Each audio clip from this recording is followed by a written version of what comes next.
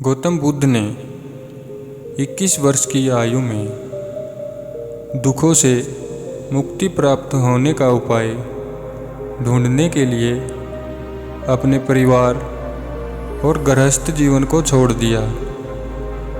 निरंतर चिंतन मनन के बाद 35 वर्ष की आयु में उन्होंने इसका रास्ता खोज लिया। 45 वर्ष लगातार उन्होंने अपने विचारों का प्रचार और प्रसार किया।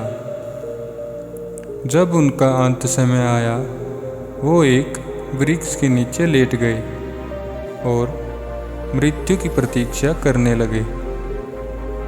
उस समय उनका केवल एक ही शिष्य उनके पास था, जिसका नाम था आनंद।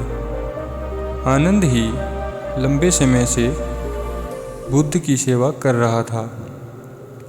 आनंद ने सोचा कि बुद्ध का अंत समय निकट है।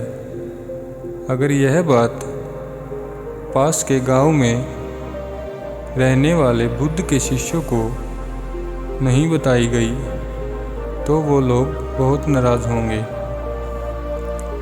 आनंद के ये बात बताने पर लोग बुद्ध के दर्शन करने उस वृक्ष के पास पहुंचने लगे।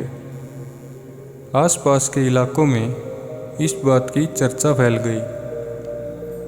एक व्यक्ति अपनी जिज्ञासा के समाधान के लिए काफ़ी उत्सुक था।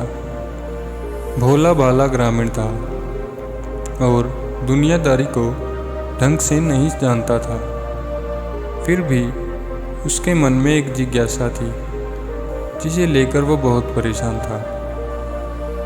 बुद्ध से उसने जीते जी मुक्ति पाने का मार्ग बताने की प्रार्थना की। तो बुद्ध ने कहा, जीते जी जन्म मरण से मुक्ति प्राप्त करना चाहते हो तो जीवन में 3 बातों का ध्यान रखना और इन बातों पर अमल करना।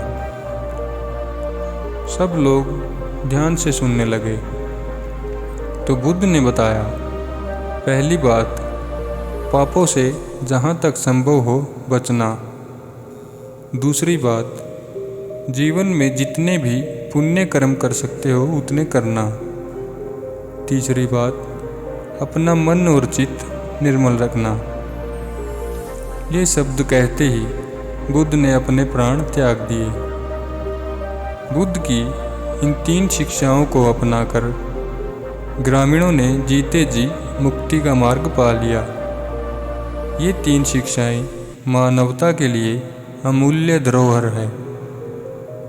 दिखने में शायद ये तीनों बातें बहुत छोटी नज़र आती हैं, किंतु वास्तव में यदि हम इन पर अमल करें तो निश्चय ही जीवन के उच्च लक्ष्य को प्राप्त किया जा सकता है। धन्यवाद।